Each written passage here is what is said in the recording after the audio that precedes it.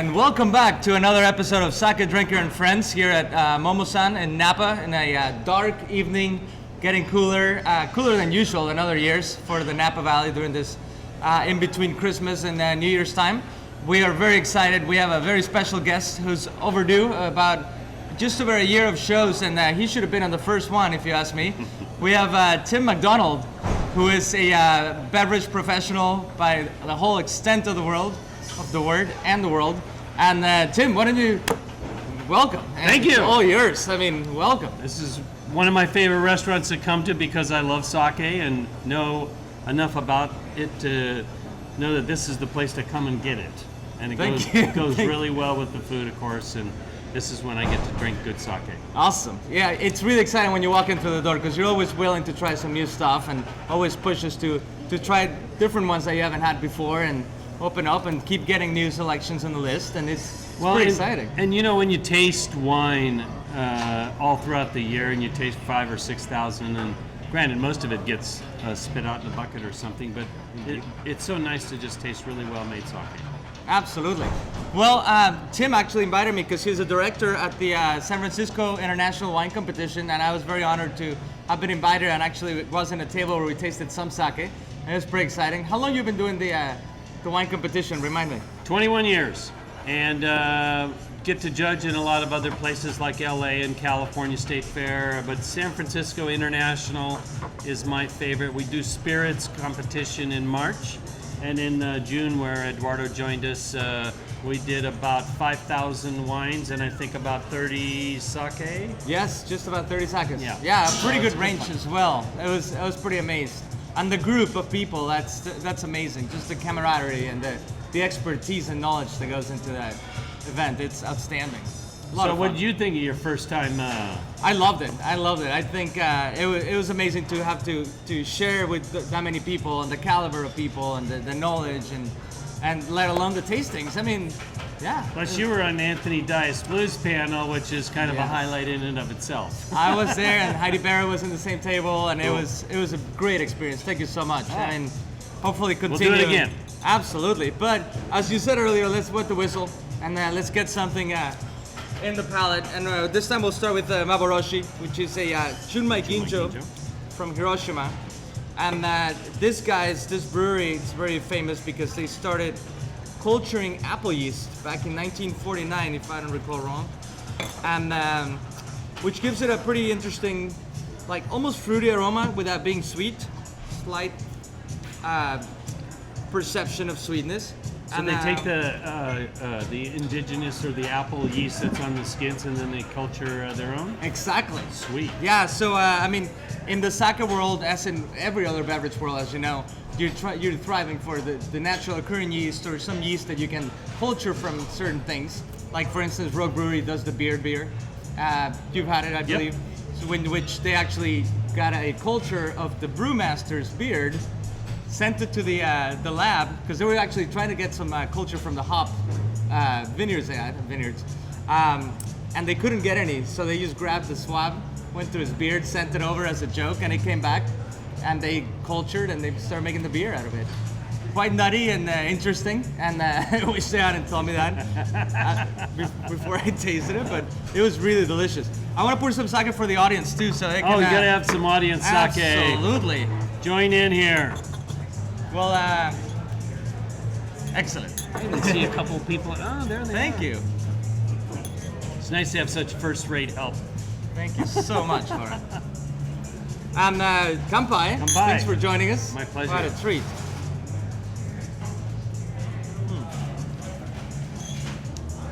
Quite interesting, huh? Yeah, that's nice and crisp and pretty dry, I would say. Dry, definitely. It's got a mid palate to it. Length is great. It's got more, I think, just more citrus and stuff. Than the shroomy style, you know. Totally, not the oxidative, nutty like no. shroom. Definitely really pretty great. Clean and refreshing. The name Maboroshi means illusion, and as I said, the brewery has quite some pedigree, and they've been working on new things. But continuing the yeast, there's a sake brewery that's culturing from flowers as well, which is pretty outstanding. Purple flowers, you pick them up on the nose. It's pretty fun. But your style, you definitely don't have a sake style. Every time I bring you something, you really enjoy it, whatever it is, and that's really appreciative of your palate. You know, most of the time, what I get is always something I like. So regardless of where it sits in the price point, it's always a great value just because it's so much fun. Absolutely, and you are not only the more audience, the better. We have obviously a large enough bottle to share. They're kind of quiet for an audience, but I know. There you go. Leave it to Tim McDonald to bring a big group of people. Wow, some of the largest audiences we've had in a while, and for all of us that are following Tim McDonald in Copenhagen and in Norway and all over Japan and everywhere. Cheers, guys. It's nice. Such a treat. Thank you. I'm glad you're enjoying it. But you don't always, I mean, the whole judging is one of your big things. However, you're involved with a lot of parts of the wine world and the spirits and whatnot, right? What are some of your current projects? mainly what I do is work for myself with a team of people. We do public relations for wineries, some spirits producers, and gain reputation for their brands. Mm-hmm. You know, like Jameson Ranch is one of the longer ones, and you know, things that aren't here perhaps. Even though we're here in Napa, most of my customers are New Zealand, Australia. You just came back from New Zealand from an amazing trip in which you jumped from a bungee cord. That's the safe way to do it. Yeah. That is the safe way. They invented it. You might as well try it if it's something you've always wanted to do. I highly recommend it. Wow, that must have been a wild one. What I really enjoyed was just being down there and the culture of the Kiwi wine business and the food, and it was just an amazing trip. Both the eating and the drinking and the kind of products that they get to choose to make great food out of. So, which is awesome that Tim actually, if anybody's watching us, his whole craft has come together. I mean, you've lived in Vegas, in Hawaii, Southern California, as far as I can remember, a few other places perhaps, and you have accrued all this knowledge and you're able to use it now and collect people. And on that note, I have a little treat for you. So we usually do like sake treats. and we do chochu and those things. However, today we're actually going to do a cocktail because Tim is also a cocktail connoisseur. So we'll grab a little ice and we're going to use one of your favorite spirits. Oh my goodness. 209 Gin, which is a local gin from San Francisco. You want to tell us a little about it since you're the expert here? San Francisco is where it's been made for the last 10 years. Leslie Rudd reinvigorated the brand, which was actually the 209th distillery in America in 1980s. And it was kind of closed down for many years because of Prohibition, etc. And he invigorated it, created a craft, only has one still, so can only make a certain amount. Wow. And so batch by batch, they make some pretty neat gin, but they also make some barrel-aged gins. So he has his generator, put it in Cabernet barrel, Sauvignon Blanc barrel, as well as Chardonnay barrels, and it just kind of changes the tone of it. But this is the benchmark. This is amazing. Quite citrus, to the point. Not really juniper driven, right? No. Just balance in there. No, in fact, I think it is in the scheme of all of those great gins that are made in small batches. Probably has that under control and not as pronounced. Yeah. Where the coriander is bigger and maybe some of the other botanicals are just bigger. Wow. But, and he's outstanding at his craft too. He's really solid. And gin is making a great comeback too. I mean, now that there are so many great ones out there, small batches, you can add sherries. You could always use vermouths, but you could add sakes. You could add different ingredients to make them, just different. And they're a lot of fun to play with. Accentuate certain botanicals. Don't need to drink vodka when you can drink gin. Exactly. So for this one, very simple, and you can actually do. Can I get an amen on that? Cheers to that. For some, you can do at home really easy. You find a sake, ideally a premium sake, Although you don't want to break the piggy bank if you're going to be mixing it, especially with gin, which is, it can take a little of the flavors. However, in this case, we're going to use the Morimoto Junmai Daiginjo from Ishikawa. So Ishikawa is a central prefecture in Japan. We're going to do half and half. And it's the third one on the list, so it means it's really good. Exactly. We'll do half and half. You don't need to shake, just a quick stir. You can dress it up with either cucumber, or you can do a little lemon peel, and just get the party started. And we'll see, as simple as that. There's no weird ingredients, nothing you have to blend or play with at home. You just stir and go. I like that. It's fast craft. Exactly. You know, you don't have to stand in line and wait for someone to put 14 ingredients together for you. Exactly, while they tell you the Good on story. you. So, cheers, please, pick your choice. Which... I'm gonna go cucumber. Excellent. Cheers, Tim. Cheers. Welcome. We'll try out this cocktail, huh?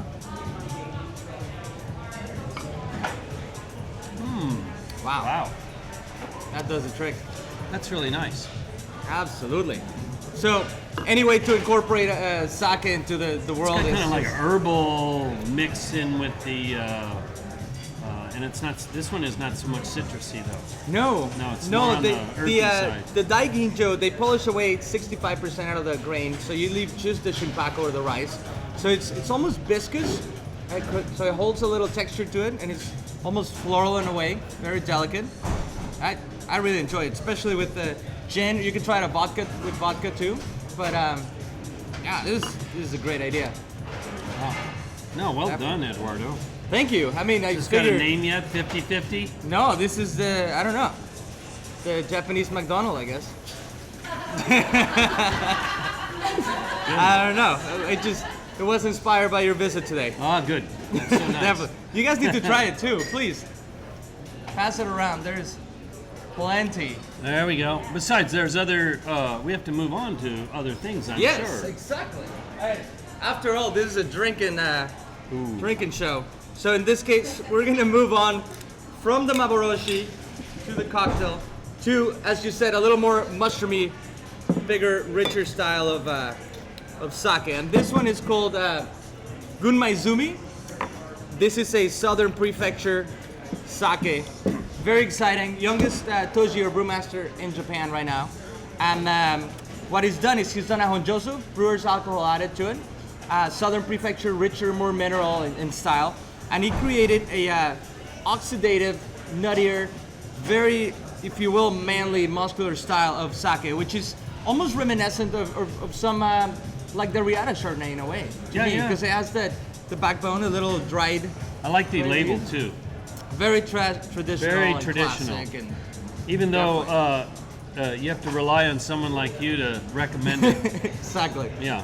And Which that's is what we're good. here for. Totally. So, cheers. Cheers. Let's see what you think of this one.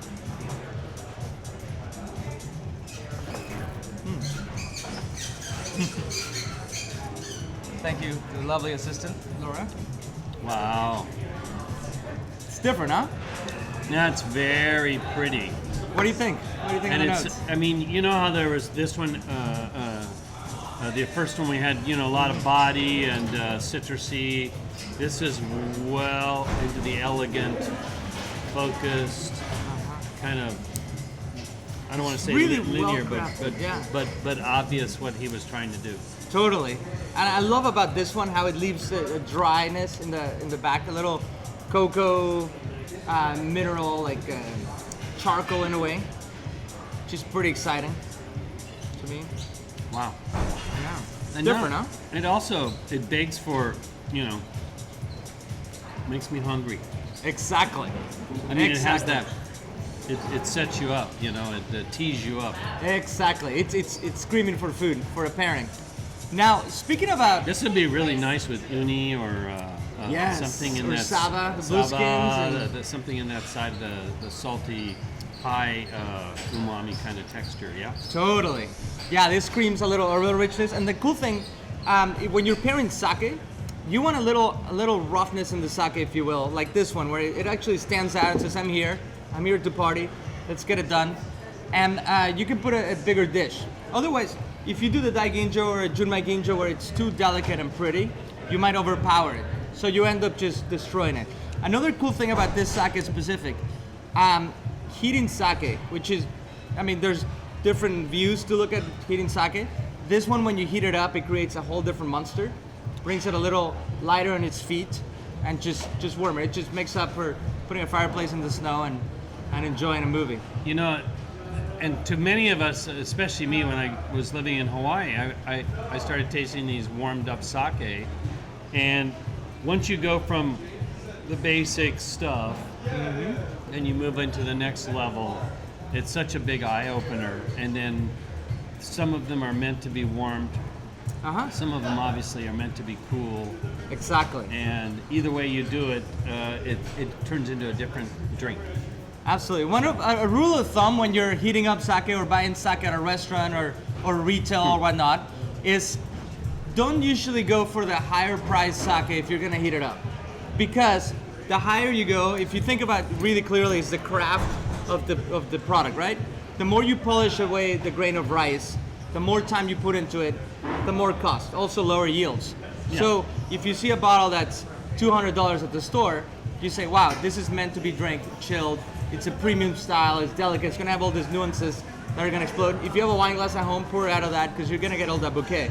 If you see a lower price, it doesn't mean that it's cheap. Unless it's dirt cheap and it comes in a wood box, then heat it up because then you're gonna hide away some of those impurities. And there's a quick story, a side note on heating sake. Back in a few hundred years ago when people couldn't afford sake in Japan, all they had was this lower products, if you will.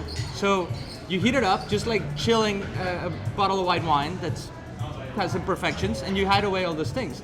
So people would go home and like heat it up and drink it like nothing, and like perfect. Nobody's gonna complain about it. It's getting the same trick done. Yeah. And sometimes like crazy all over the place otherwise. So it's one of those things. Well, it also it just makes you feel warm inside, and it's easy to drink if you're a novice. I mean, it's just like sake with training wheels. You exactly. Totally. And then you get introduced to the kind that is high polish and very elegant and has much more mouthfeel. So totally. There's such a range. And then let's pour one more. Ooh, one more. Let's hear it for one more. All right. Let's go to a little more. It is Monday after all. It is Monday in the valley. This one is a Daiginjo from Kyoto. It's called Konteki. Tears of Dawn. Sometimes you'll find this names translated for the American palate. Tears of Dawn, which makes it more relatable in a way. Really amazing because Kyoto has this layered, clean style of water where it has some minerals but it's some nuances. Unlike the north and the south of Japan where you have a big difference. This one has the complexity. And I'll let you taste it because I want to hear your opinion on this one. And I'm glad you brought up the water because just like making great beer, not so much about wine production, but even when you make spirits, having great sources of amazing water is That is the really driving important. product, right? For distilleries, for breweries, everything. You start with that, so you find your real estate close to a good source.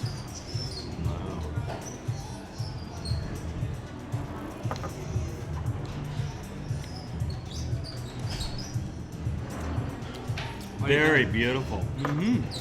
Much more, complex and, broad on the palate. Just expands and explodes as you taste it. It's pretty amazing.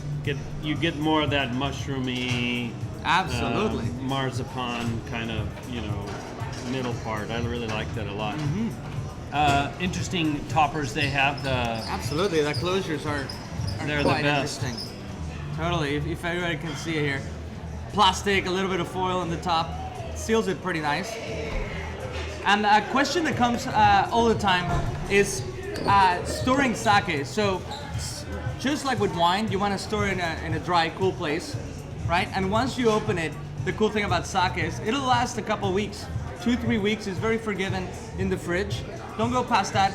And the cool thing, somebody asked me earlier today, does it go vinegary? And not really. Unlike wine, sake keeps a pretty steady stability to it. I mean, depending if it's pasteurized or not. And an easy way to do that is if you see the word NAMA, N-A-M-A on the bottle, it means unpasteurized. So make sure that when you drink fairly quick, it gets it going. You won't usually see them on the large formats, but if it's a regular sake, 2-3 weeks will be good. And the cool thing is, if you leave it a month and forget about it and come back to it, it might just get more nutty. Right. And obviously oxidative, but not bad. It's just not what it was intended to be like. If you leave it out on the counter, that would be bad. Exactly. But Totally. throw it in the fridge. And this is very nice to find the larger sizes, because I find that people, especially if you have Christmas or Thanksgiving or high holidays or New Year's, what a fun thing to get to drink. Totally. Or it's just an excuse to go get a bottle and call a bunch of friends over any day of the week. And get like the party Mondays. going. Like Mondays, exactly. Cheers to that. What do you guys think in the audience? You like it? Very good. Did you even try it? I don't think you tried it yet, right? Awesome. That's a good answer. Let's try one more. And this is a common friend and one of my favorites, and your favorite too. I believe you've had her a couple times. The Ishishima. This is a sake from Niigata. Didier, you're really familiar with this one, I believe. The family's been making this sake since 1790. 1790. Is that all? Just about. They kind of get it by now. It's a tokobetsu onjo. So tokobetsu, it's a very loose term in the sake world. It means special. In this case, they polished the rice a little more than they had to make it a starter level. It's a honjoso. So just like its friend Gunma, it's brewer's alcohol added. So you have the same factor. However, the final product is completely different. And in this case, just in time, we have some pairings actually. And it'd be fair to say, that so this brewer's alcohol added is a great thing, not so much No, so it's not a negative. not a negative. It might sound negative, or it might sound like you're gonna get just wasted out of a sip. However, adding brewer's alcohol, you got it, makes it drier and floral, higher yields, different style. They still water it down at the end. So for the pairing, I decided to go a few spicy things, especially with the Ishishima.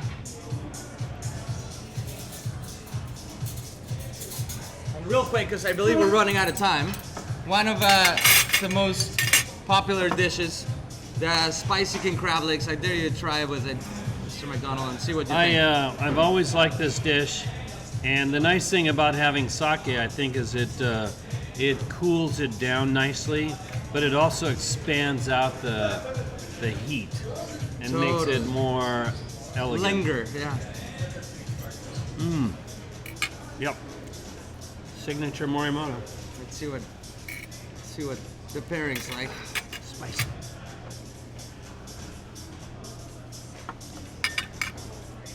Yeah, why would you want a wine to go with that? Right? Unless you have a really... This actually really blows sweet out the crab a Riesling. little bit too. Yeah. I mean, I can think of lots of wines that go great with this sort of spice, but when you have a sake list like you have here, Wow. and great choices. You know what? I want you to try with the Goodman. Real quick. Let's see what you think.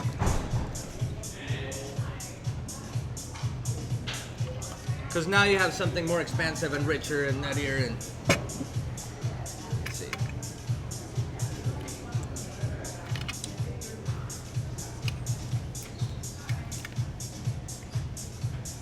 Going with the music here.